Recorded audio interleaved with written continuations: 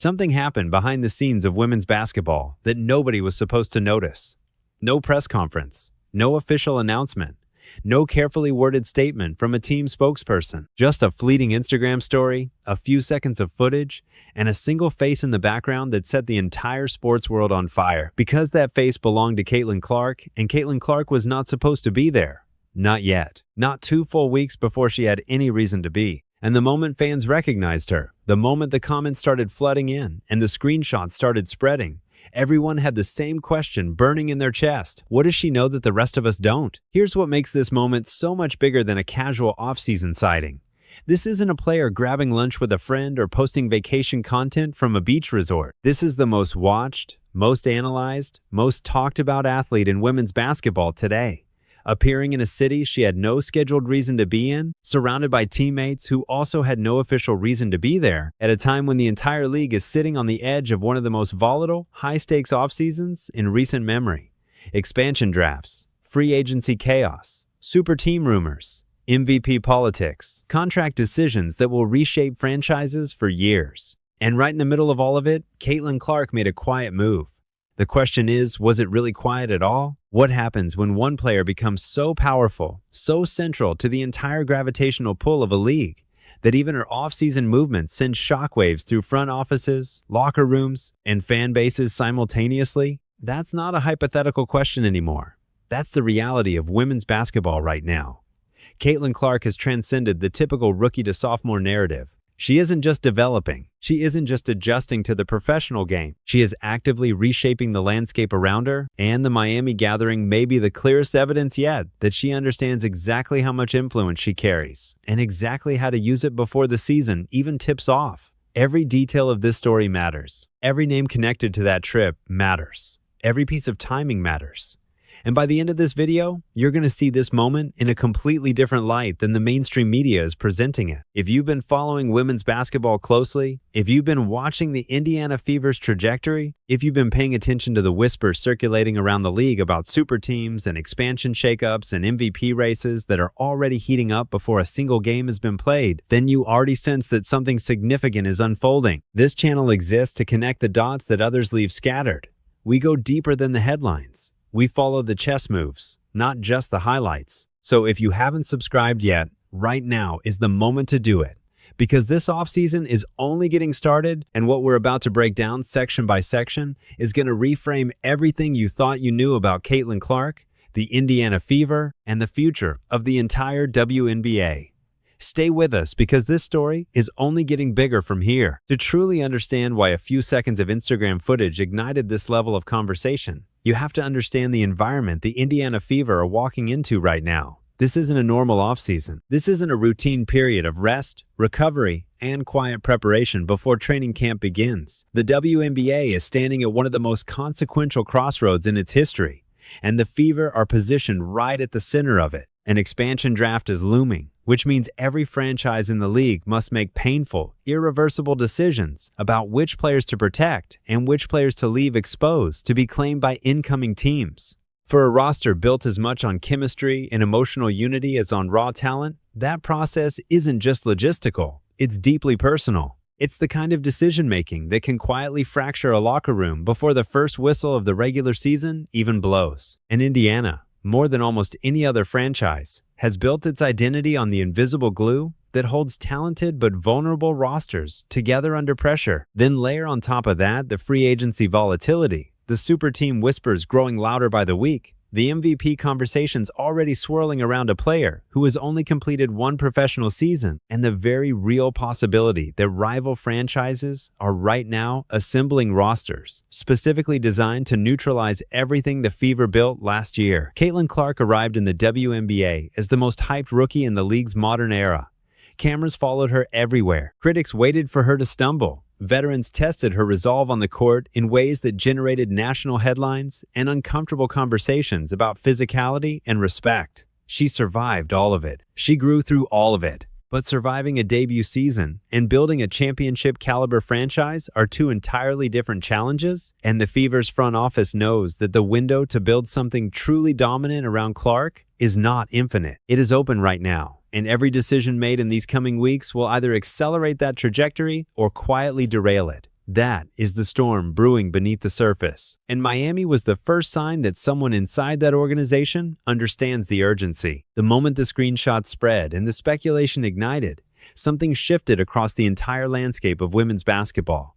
Because fans weren't just talking about a vacation, they were talking about Aaliyah Boston being there. They were talking about multiple Fever connections surfacing in the same city at the same time. They were talking about Sophie Cunningham's name circulating in connection with that Miami gathering.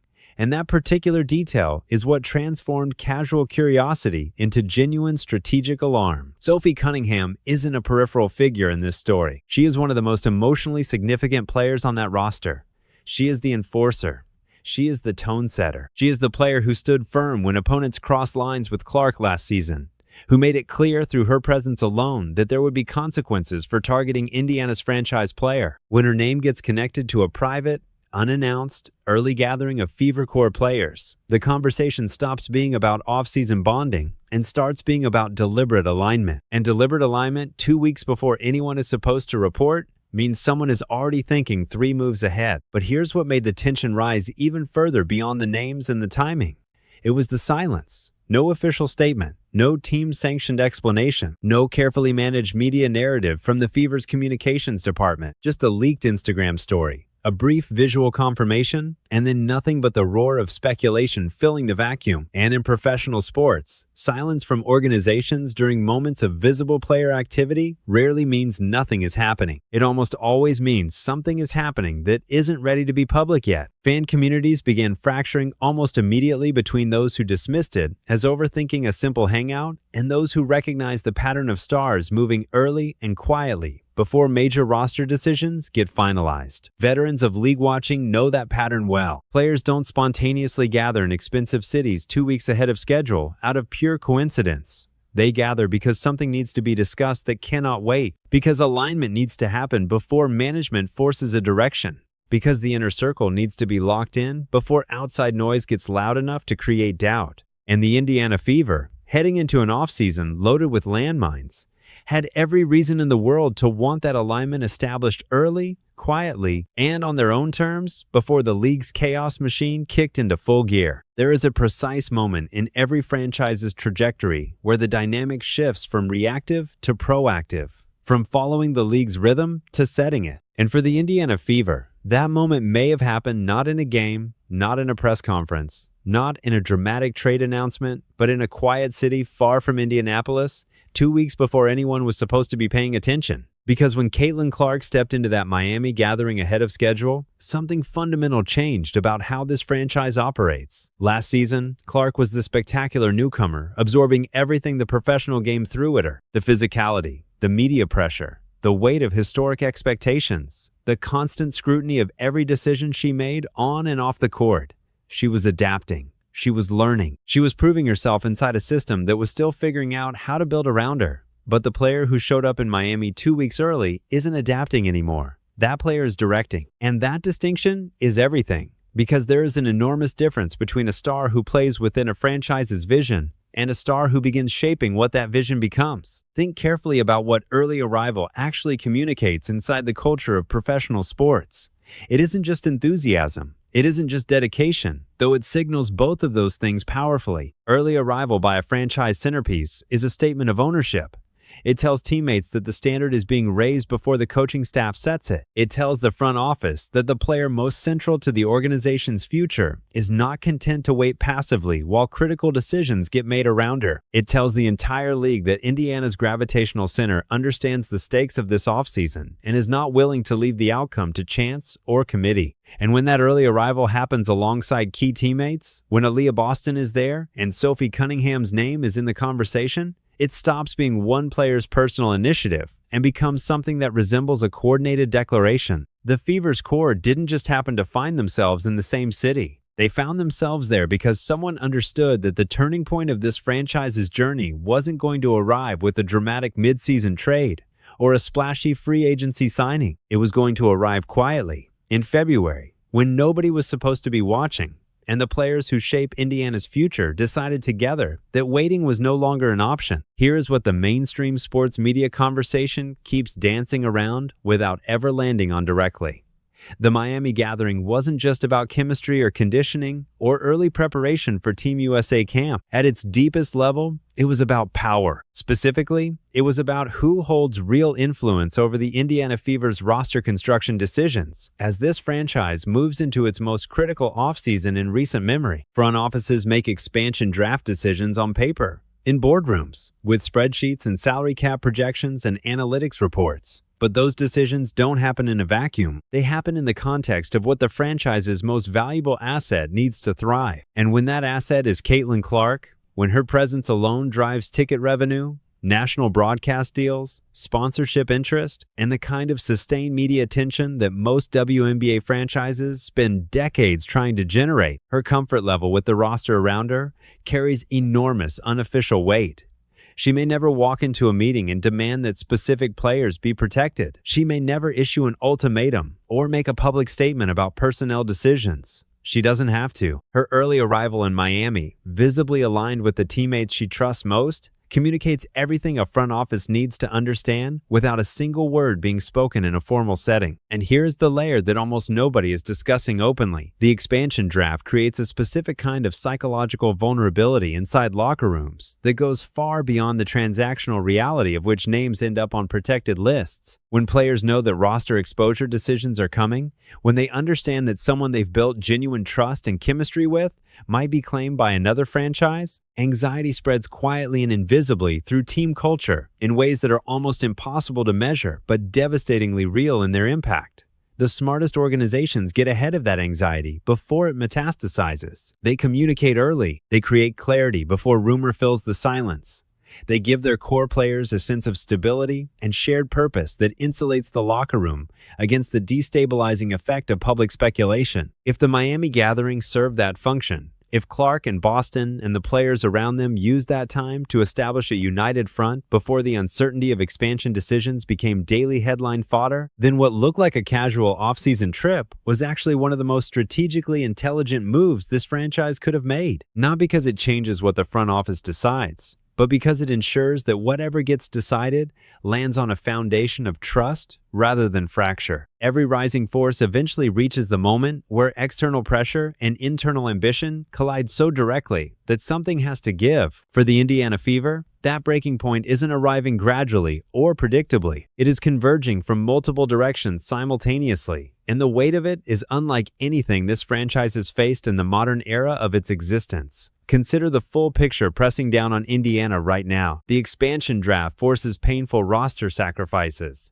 Free agency threatens to pull valuable pieces toward franchises with more cap flexibility or more established winning cultures. Super team construction elsewhere in the league could render Indiana's current trajectory competitively obsolete before it reaches its natural peak. The MVP spotlight, intensifying around Clark, raises the bar for what this roster must achieve just to meet expectations, let alone exceed them. And underneath all of those external pressures sits the most uncomfortable internal question of all, the one that nobody inside the organization wants to say too loudly. But everyone is thinking, is the chemistry and unity that carried this team through last season's adversity actually strong enough to survive the ruthless calculus of genuine championship contention? Or has the time come to make moves that feel disloyal but are strategically necessary? That question is where the breaking point lives. Because the Indiana Fever built something genuinely beautiful last season. They built a locker room culture rooted in authentic connection, in players fighting for each other through injuries and media storms, and physical punishment on the court that generated national controversy. The power of friendship narrative became a cultural phenomenon precisely because it was real, because audiences could feel the genuine bonds between these players, translating into competitive resilience that statistics alone couldn't explain. But here is the brutal, uncomfortable truth that great franchises eventually have to confront.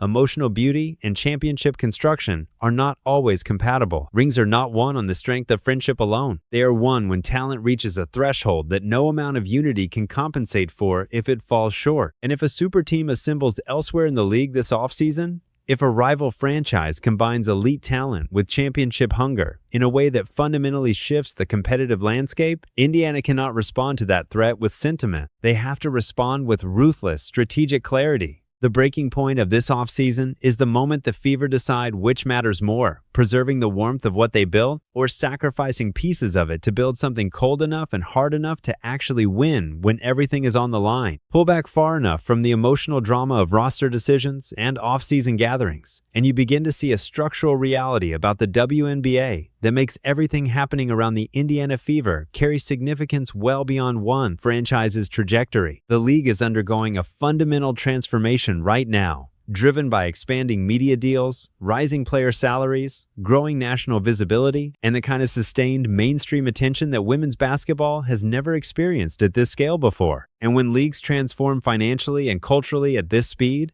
power doesn't distribute itself evenly or patiently. It consolidates.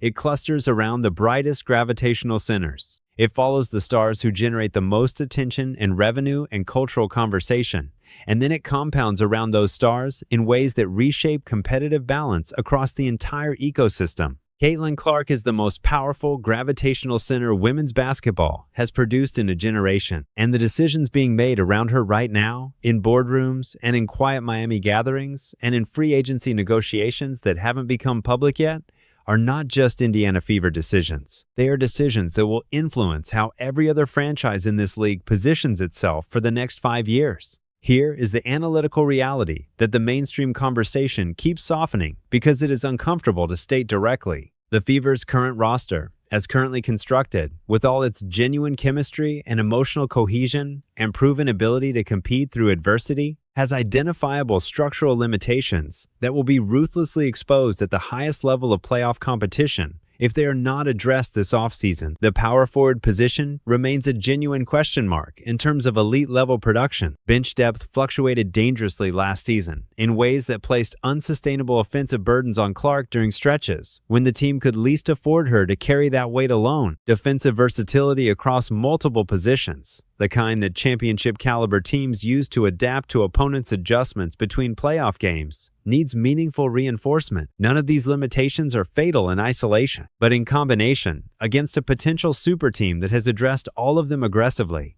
they become the difference between a compelling playoff run and a genuine championship. The Miami Gathering matters analytically because it suggests the core players understand this gap. It suggests they are not satisfied with lovable and competitive. It suggests that the internal standard has quietly but decisively shifted towards something harder and more demanding. And when players set that standard for themselves before the coaching staff or front office formally raises it, franchises tend to make bolder, better decisions in response. The ripple effect of the Miami Gathering didn't stay contained within Indiana Fever fan circles for long. It spread outward through the entire women's basketball community, with the kind of velocity that only happens when a story touches something deeper than surface-level curiosity. Other fan bases started paying attention not just because Caitlyn Clark was involved, though her name alone guarantees amplification, but because the implications of what that gathering represented forced every informed observer to look at their own franchise through a new and more urgent lens. If Indiana's core is already aligning privately 2 weeks ahead of schedule, what are other franchises doing? If Clark is already operating with the strategic awareness of a 10-year veteran in just her second offseason, how does that change the competitive calculus for every team that has to face her throughout a long and brutal regular season? The aftermath of Miami isn't just a Fever story. It's a league-wide wake-up call delivered through a single Instagram story that lasted a few seconds before disappearing into the internet's permanent memory. Within the broader media landscape, the reaction split almost perfectly along the fault lines that have defined public conversation around Clark since the moment she entered the league. Skeptics frame the gathering as dramatically overanalyzed, as fans and content creators projecting strategic complexity onto what was most likely a simple group of friends and teammates enjoying each other's company in a warm city during a cold month. But that dismissal carries its own revealing subtext because the people most invested in minimizing the significance of Clark's every move are often the same people who have consistently underestimated the speed and scale of her impact at every previous stage of her career. Supporters, meanwhile, saw Miami as confirmation of everything they believed about her competitive intelligence and leadership instincts, as evidence that the Indiana Fever have found not just a generational scorer, but a generational franchise architect in the making. And somewhere between those two reactions sits the truth that will only become fully visible in retrospect, when the decisions made during this quiet February offseason reveal their consequences across a full season of competition. What is already certain is that nothing about the league's landscape feels quite as settled as it did before that Instagram story surfaced. Something shifted, something moved, and the aftermath of that movement is still unfolding in ways that won't be fully understood until the games begin and the chess pieces that were quietly repositioned this offseason finally show their hands on the court. Step back and look at everything we have walked through together in this video, and a single, undeniable conclusion emerges from all of it. What appeared on the surface to be a casual off-season sighting, a few seconds of leaked footage from a teammate's Instagram story, was, in reality, the opening move of the most consequential chapter in Indiana Fever history. The expansion draft pressure, the free agency volatility, the super team construction happening in the shadows of other franchises, the MVP conversations already building around a player in just her second professional season, the internal chemistry that must be protected while simultaneously being upgraded, the quiet but unmistakable shift in power dynamics within the league itself, all of it converged in that Miami moment. Caitlyn Clark didn't fly to Miami 2 weeks early because she had nothing better to do. She went because she understands something that the most successful athletes in the history of professional sports have always understood before their peers caught up to them. The championship is not won during the season. It is won in the moments before the season begins, when the decisions are still fluid, when the alignments are still forming, when the narrative is still being written, and the people with the clarity and the urgency to write it first hold an advantage that never fully disappears. This is the era of women's basketball that historians will look back on as the inflection point, the moment when the league's trajectory bent permanently upward towards something larger and more culturally significant than anything it had previously achieved. And Caitlyn Clark is not a passenger in that transformation. She is one of its primary architects, moving intentionally and strategically, even when the world thinks she is simply on vacation. The first move of this offseason has been made. The expansion draft decisions are coming. The free agency dominoes are beginning to fall.